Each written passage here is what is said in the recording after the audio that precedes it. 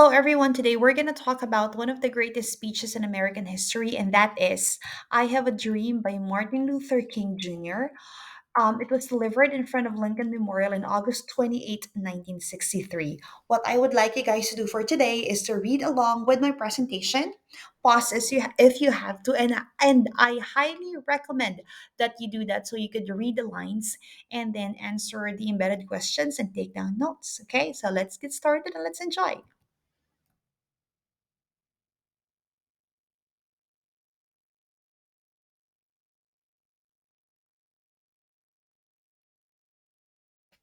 Okay, so let's talk about line number three. Okay, so this is interesting for me. First of all, he he mentioned the word or the phrase 100 years later four times.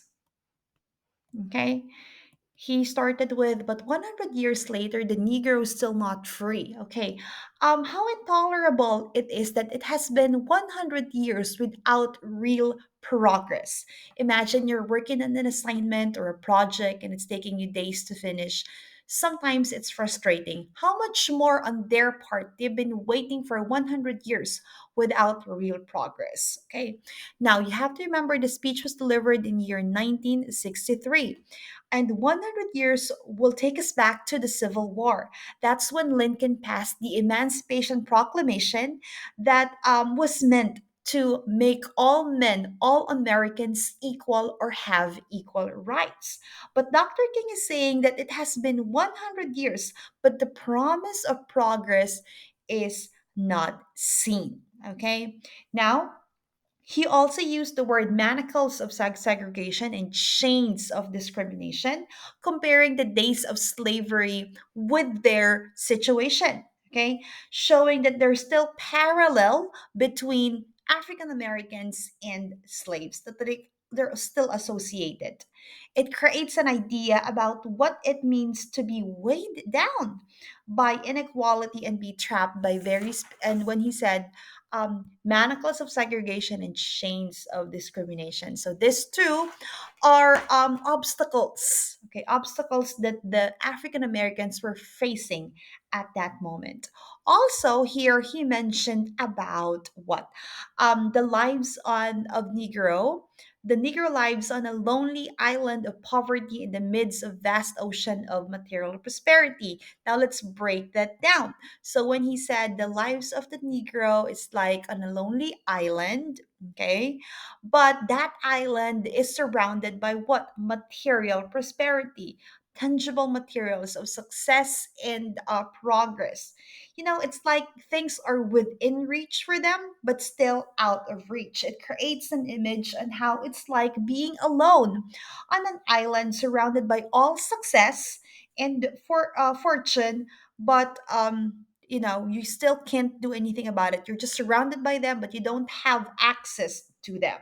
Now, he also mentioned the words lonely, languishing, and exile. These words give emphasis to the contrast and disconnect that they feel in the American society. So when he said languishing in the corners of American society, it creates an image to us, the readers. Okay, so let's proceed to line number four.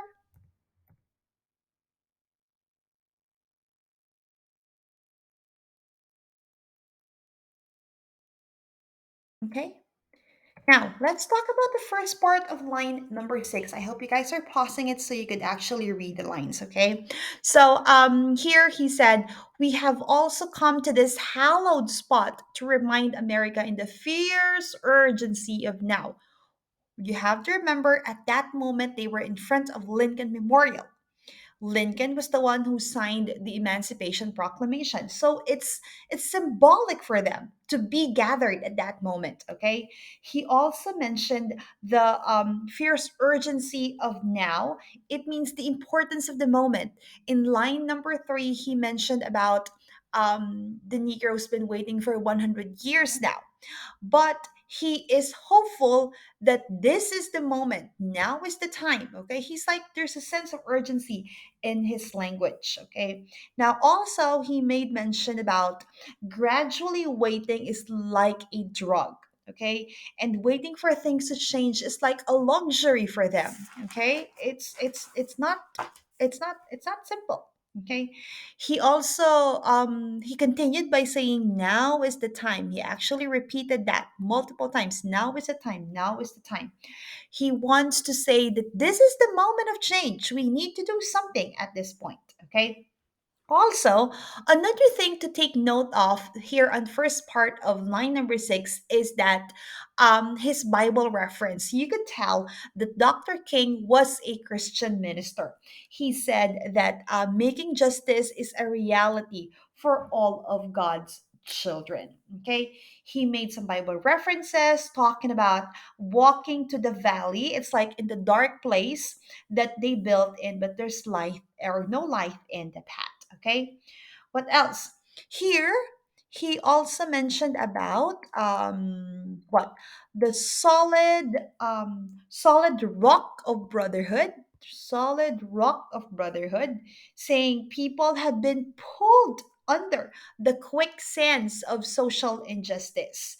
And what they actually need is that for them to be free of discrimination. Okay.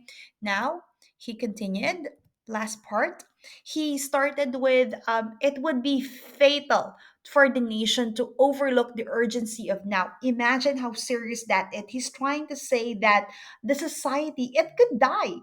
It could die if we will not understand the importance of this moment. So, this line right here is talking about the urgency of the moment. Okay.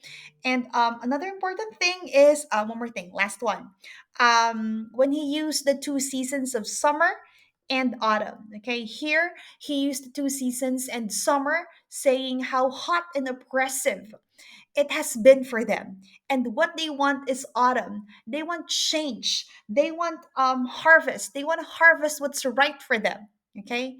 So he used those two things to express what they feel at that moment and what they hope for in the future. Okay? So that ends our discussion of lines 1 through 6. If you have any question, please let me know. I will see you guys in our next video for lines 7 to 12. Bye. Thank you.